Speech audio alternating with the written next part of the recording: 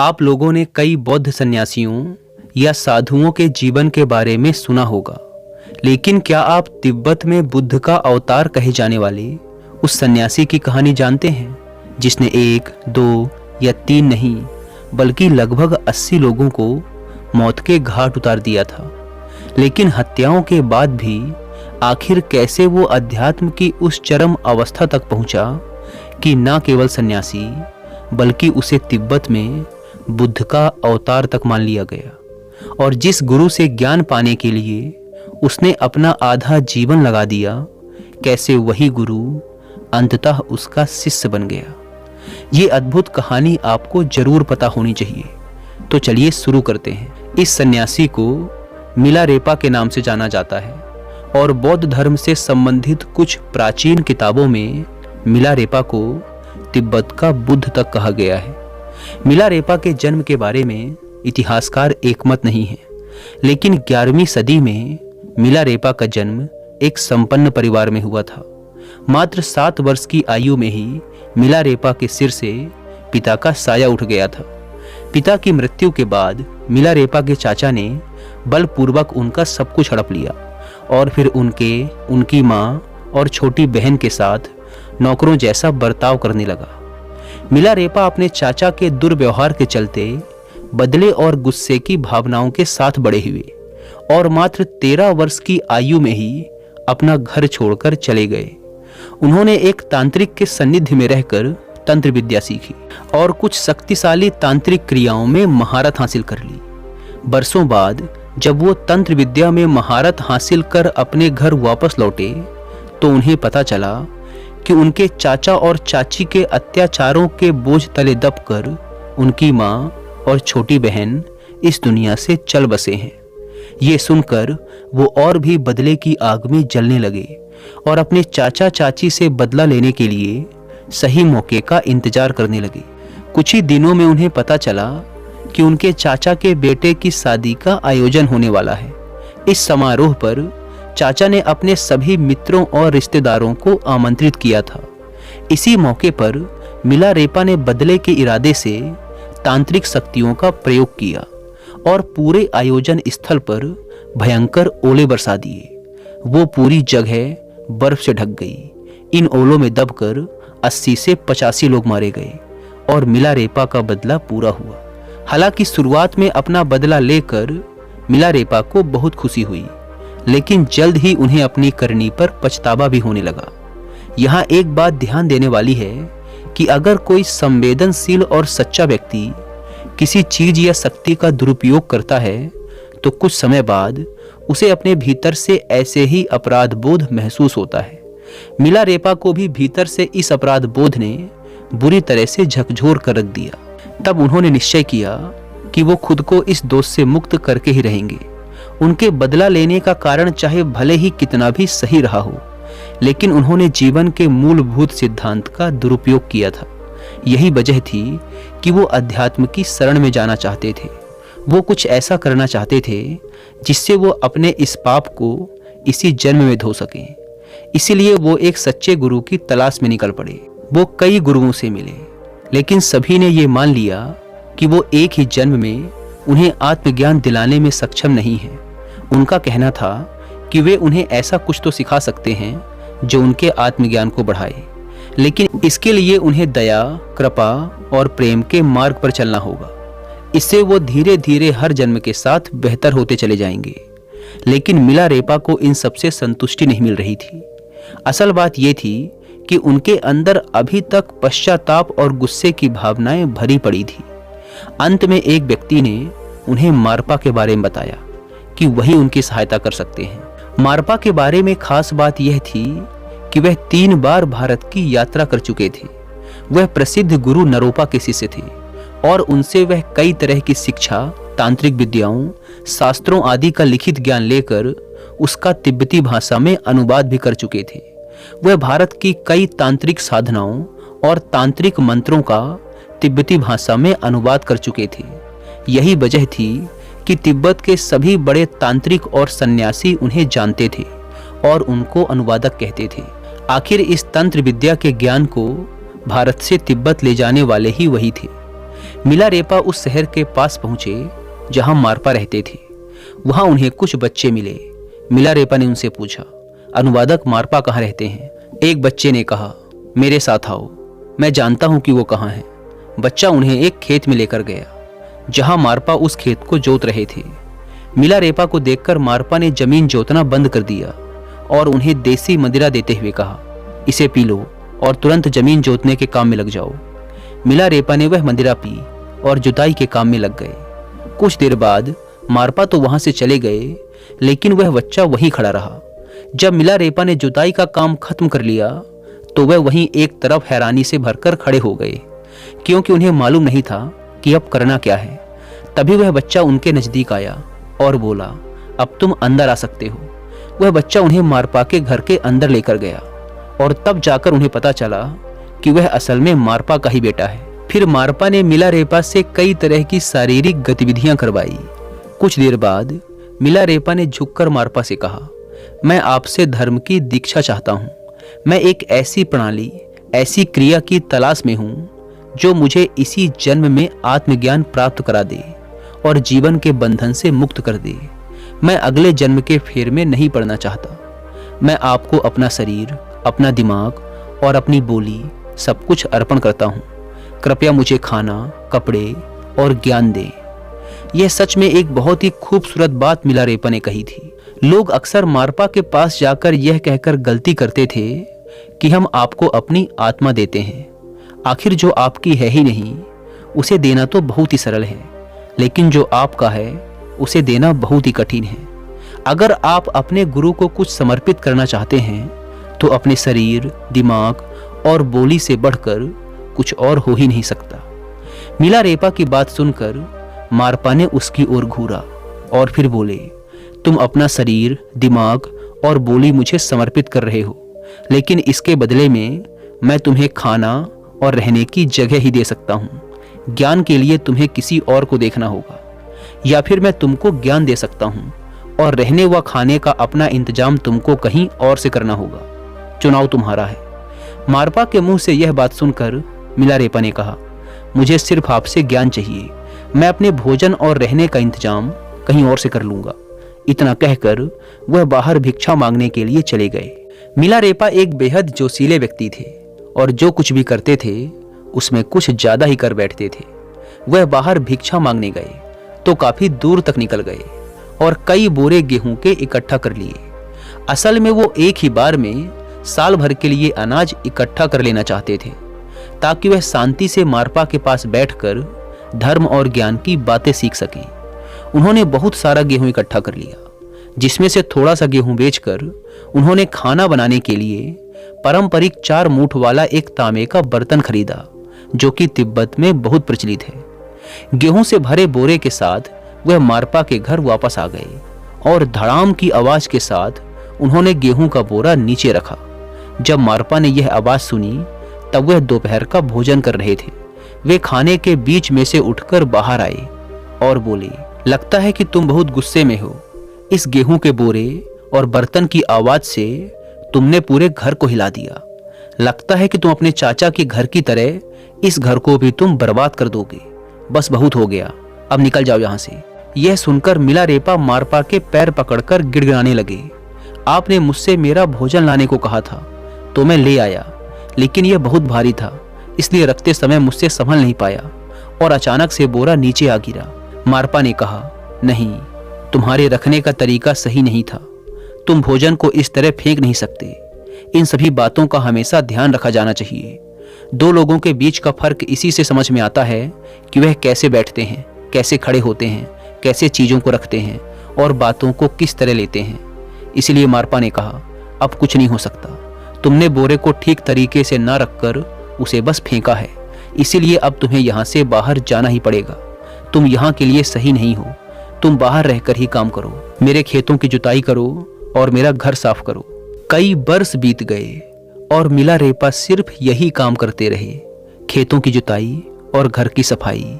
समय के साथ दूसरे शिष्य आते रहे और मारपा उन शिष्यों को कई चीजें सिखाते रहे, लेकिन मिलारेपा को ना तो कोई दीक्षा दी और ना ही कोई सीख। वह सालों तक सिर्फ खेत और घर के ही काम करते रहे। 8 साल से भी ज्यादा का समय बीत चुका था और मिलारेपा बिना कोई दीक्षा या सीख लिए मारपा के घर और बाहर के सभी काम करते रहे। बाकी सभी एक दिन के लिए वहां आते और कुछ न कुछ दीक्षा लेकर चले जाते, लेकिन मिलारेपा ने चुपचाप मेहनत करते हुए बहुत लंबा इंतजार किया। एक दिन जब सत्संग चल रहा था तो वह चुपके से अंदर आकर सत्संग में बैठ गए। हालांकि उनके यहाँ आने पर सख्त मनाही थी। मारपा वहां आंख बंद करके बैठे हुए थे, इसीलिए मिलारेपा को उम्मीद थी कि दूसरे शिष्यों के साथ उनको भी कुछ दीक्षा मिल जाएगी। लेकिन बंद आंखों के साथ ही मारपा ने अपने लोगों को बुलाया और उनके साथ मिलकर मिलारेपा की बुरी तरह पिटाई कर दी। उन्होंने उसे उठवाकर वहां से बाहर फेंकवा दिया। लेकिन अब ऐसा बार बार होने लगा। मिलारेपा कुछ हफ्तों या महीनों तक इंतजार करते और जैसे ही सत्संग शुरू होने लगता वैसे ही वह चुपके से जाकर छात्रों के बीच इस उम्मीद में बैठ जाते कि इस बार तो उन्हें कुछ न कुछ सीखने को मिल ही जाएगा। लेकिन मारपा हर बार उनकी पिटाई करके उन्हें सत्संग कक्ष से बाहर निकलवा देते। इसी तरह 13 वर्ष से ज्यादा का समय बीत गया, लेकिन उन्हें कुछ भी हासिल नहीं हुआ। आखिरकार एक दिन उन्होंने मारपा की पत्नी दमेमा से याचना की। दमेमा मिलारेपा के प्रति एक माँ की तरह स्नेह रखती थी। उन्होंने कहा, आप गुरु मारपा से कहें कि वह मुझे कुछ सिखाएं, कोई एक शिक्षा, थोड़ा सा अध्यात्म, कुछ भी। मैं कुछ भी नहीं जानता। मैं 13 वर्षों से यहाँ ऐसे ही बैठा हूँ। दमेमा मान गई और उसने अपने पति से अच्छे तालमेल के चलते इस बारे में बात की। तब मारपा ने कहा, ठीक है, लेकिन पहले उसको हमारे बेटे के लिए 3 कोनों वाला एक घर बनाना होगा और यह काम वह अकेला ही करेगा, तनिक भी किसी दूसरे की मदद नहीं लेगा। मिलारेपा इस काम में अकेले ही जुट गए। वह दिन रात एक करके एक एक ईंट और एक एक पत्थर जोड़कर काम करते रहे। अकेले काम करने की वजह से उनके सारे शरीर पर अनेक घाव हो गए, लेकिन इस लहूलुहान हालत में भी वह लगातार काम कर रहे थे। मिलारेपा की यह दयनीय हालत दमेमा से देखी नहीं गई। उसने मारपा से कहा, उसे कुछ दिनों का आराम दो। मैं इतने सालों से उसे अपने घर में देखती आ रही हूँ और वह मेरे लिए मेरे पुत्र की तरह हो चुका है। उसकी यह हालत मैं बर्दाश्त नहीं कर सकती। इस पर मारपा ने कहा, ठीक है, इसे 1 महीना आराम करने दो और जब यह ठीक हो जाए तो इसे दोबारा काम पर लगा दो। दमेमा ने मिलारेपा का ध्यान रखना शुरू कर दिया। उसने उसे दवाइयाँ और खाना दिया और उसे ठीक कर दिया। इसके बाद मिलारेपा दोबारा काम पर लग गए। उस घर को बनाने में उन्हें 2 साल का समय लगा, लेकिन जब वह पूरा हो गया तो मारपा ने उसे देखकर कहा कि मेरे बेटे के लिए 3 कोनों वाला घर ठीक नहीं रहेगा, इसीलिए अब तुम 4 कोनों वाला घर बनाओ। मिलारेपा मान गए और बोले, ठीक है, मैं किसी भी तरीके से आपके बेटे के लिए 4 कोनों वाला घर भी बनाऊंगा, परंतु कृपया आप मुझे कुछ दीक्षा तो दें। लेकिन मारपा ने ऐसा कुछ भी नहीं किया। वह हर नए आने वाले शिष्य को दीक्षा देते रहे, लेकिन मिलारेपा इंतजार करते रहे और इसी के साथ ही अपने काम पर भी लगे रहे। अब तो सभी को लगने लगा था कि मारपा मिलारेपा के साथ अन्याय कर रहे हैं, लेकिन लोग जितनी इस तरह की बातें करते, मारपा का मिलारेपा के साथ व्यवहार उतना ही क्रूर और बुरा होता जाता। आखिरकार 3 वर्षों की कड़ी मेहनत के बाद जब मिलारेपा ने 4 कोनों वाला घर भी बना दिया, तब मारपा ने कहा, यह अच्छा नहीं है, अब तुम 5 कोनों वाला घर बनाओ। इस तरह कई साल और बीत गए। मिलारेपा अकेले ही काम में लगे रहे और उस स्थान पर इमारतें बनाते रहे। इस बार जब 5 कोनों वाली इमारत बनकर पूरी हुई तो मारपा ने उसे देखा और कहा, यह ठीक है, लेकिन अपने बेटे के घर के चारों कोनों में मुझे 60 फीट ऊंचे बुर्ज चाहिए। मारपा के आदेश पर मिलारेपा ने अगले 1 साल की कड़ी मेहनत से घर के चारों कोनों पर 4 60 फुट ऊंचे बुर्ज भी बना दिए। अब तो मिलारेपा की भी उम्र ढलने लगी थी, इसलिए एक दिन वो मारपा की पत्नी दमेमा के पास गए और उनके पैरों पर गिरकर गिड़गिड़ाने लगे कि मेरी जिंदगी खत्म होती जा रही है, आप तो मेरी माँ समान हैं, कृपया आप ही कुछ कीजिए। मैंने अभी तक कुछ भी नहीं सीखा है। मैं मानता हूँ कि मैंने अतीत में बहुत पाप किए हैं, मैंने अपनी तंत्र विद्या का दुरुपयोग किया है, लेकिन अब तो मैं बहुत पश्चाताप कर चुका हूँ। यह सब सुनकर दमेमा को मिलारेपा पर दया आ गई उसने तुरंत मारपा की लिखावट में ही उसके एक शिष्य के नाम एक पत्र लिखा। ये शिष्य भी दीक्षा देने में सामर्थ्य था। दमेमा ने पत्र लिखकर उस पर मारपा की मोहर लगा दी और मिलारेपा से कहा कि वह इसे मारपा के उस शिष्य को ले जाकर दे दे। मिलारेपा उस भिक्षुक के पास गए।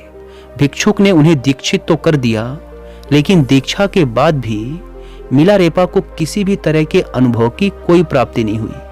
भिक्षु आश्चर्यचकित था, क्योंकि जब भी वह किसी को दीक्षित करता था तो उसे कुछ ना कुछ अनुभव तो होता ही था, लेकिन इस बार ऐसा कुछ भी नहीं हुआ। ऐसे में उन दोनों ने मारपा के पास जाकर यह पता लगाने का निश्चय किया कि आखिर गलती कहाँ हो रही है। जब ये दोनों मारपा के पास पहुंचे तो मारपा दीक्षा की बात सुनकर गुस्से से पागल हो गए और चिल्लाते हुए बोले, मेरी इजाजत के बिना इस आदमी को दीक्षित करने की तुम्हारी हिम्मत कैसे हुई? भिक्षुक ने मारपा को पत्र दिखाते हुए कहा कि मुझे आपका पत्र मिला था, इसे दीक्षा देने के लिए आप ही ने तो आदेश दिया था। पत्र देखते ही मारपा पूरी बात समझ गए और मिलारेपा से बोले, यह दीक्षा मान्य नहीं होगी और तुम्हें इन अभ्यासों को करने की भी कोई जरूरत नहीं है। घोर पश्चाताप के भाव में डूबे मिलारेपा वहां से चले गए। मिलारेपा के वहां से जाते ही मारपा तुरंत अपनी पत्नी और भिक्षुक से बोले, इतने सालों में मैंने बड़ी मुश्किल से उसे लायक बनाया था और तुम दोनों ने छोटी सी दया दिखाकर मेरी सब मेहनत पर पानी फेर दिया। अब दीक्षा के लिए उसे और इंतजार करना होगा। मिलारेपा में अहम और क्रोध बहुत था। वह लोगों पर अपना अधिकार, अपना वर्चस्व चाहते थे, इसीलिए वह उन पर अपनी ताकत का इस्तेमाल करते थे। मिलारेपा में ये सब कमियां तो थी, लेकिन उनमें एक जबरदस्त संभावना भी थी जिसे मारपा ने महसूस कर लिया था। इसीलिए मारपा उनको केवल एक साधारण सा ध्यान योग सिखाकर उनकी विशाल संभावना को बेकार नहीं करना चाहते थे।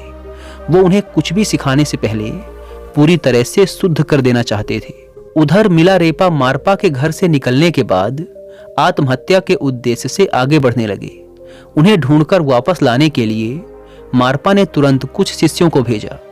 जब मिलारेपा वापस आए तो मारपा ने उनसे कहा, अतीत में तुमने जो कुछ भी किया है उसके बोझ से छुटकारा दिलवाने के लिए मैं तुम पर यह प्रयोग कर रहा था, लेकिन तुम बेवजह ज्यादा समय लगा रहे हो।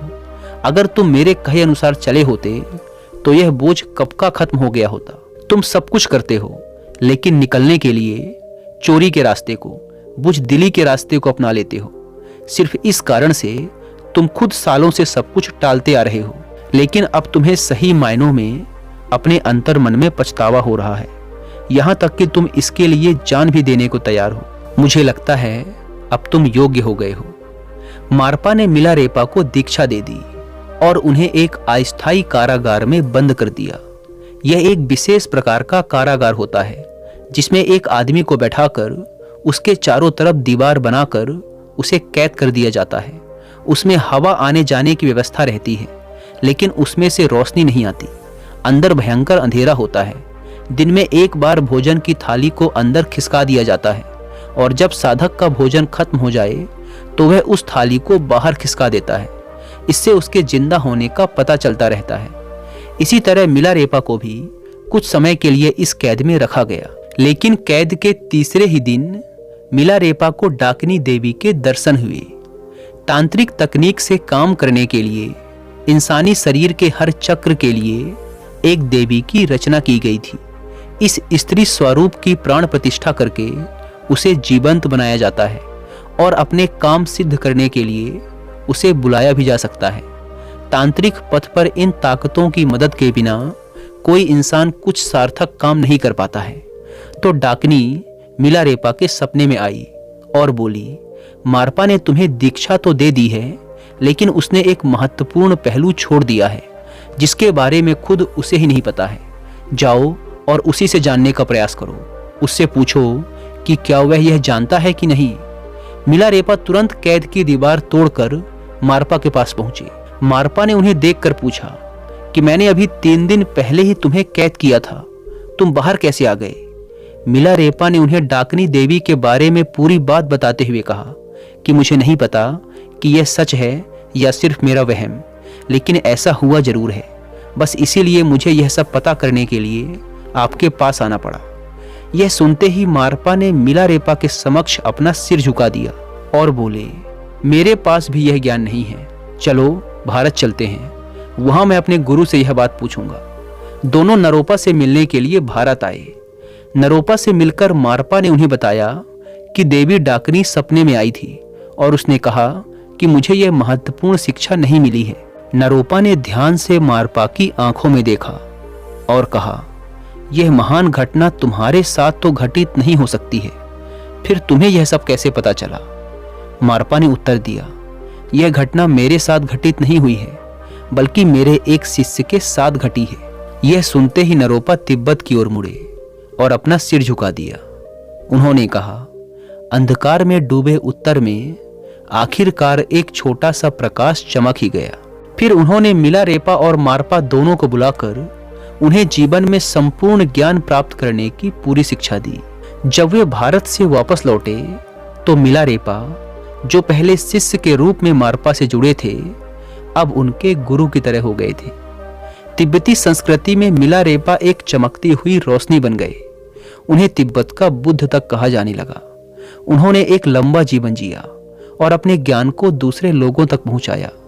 तिब्बती संस्कृति में पिछले कई सौ सालों के दौरान जो भी बड़ी चीजें हुई हैं, उनका आधार मिलारेपा द्वारा ही तैयार किया गया था।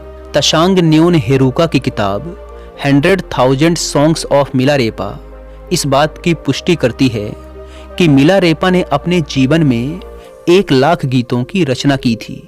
इसी कारण उन्हें संत कवि भी कहा जाता है। 1093 में उन्होंने कैलाश पर्वत पर पश्चिम दिशा से चढ़ाई शुरू की। वहां उनका सामना बोन धर्म के प्रचारक नेनचेन थंगल से हुआ। थंगल ने मिलारेपा को कैलाश पर्वत के शिखर तक पहुंचने की चुनौती दी, जिसे मिलारेपा ने स्वीकार कर लिया। नेनचेन थंगल ने अपने उड़ने की सिद्धि का इस्तेमाल किया, लेकिन मिलारेपा ने अपनी आंतरिक शक्ति और योग विद्या का प्रयोग किया और शिखर पर पहुंच गए। कहा जाता है कि उन्होंने कैलाश पर्वत पर एक गुफा में कई वर्षों तक एकांतवास किया और महान सिद्धियां प्राप्त की। यह घटना इस बात पर प्रकाश डालती है कि कैसे आध्यात्मिक शक्ति और आंतरिक ज्ञान किसी भी शारीरिक सीमा को पार कर सकते हैं। पर्वत पर चढ़ाई करने के बाद मिलारेपा वापस लौट आए। उन्होंने वहां के अनुभवों के बारे में कुछ नहीं बताया, जिससे यह रहस्य बना रहा कि उन्होंने वहां क्या देखा और क्या अनुभव किया। मिलारेपा ही वह एकमात्र व्यक्ति हैं जिन्होंने कैलाश पर्वत पर चढ़ाई की और जीवित वापस लौटे। अंत में मिलारेपा की कहानी इस आदर्श का बखान करती है कि एक हत्यारा भी सही मायनों में प्रायश्चित और कठोर साधना से अवतार या सिद्ध पुरुष बन सकता है।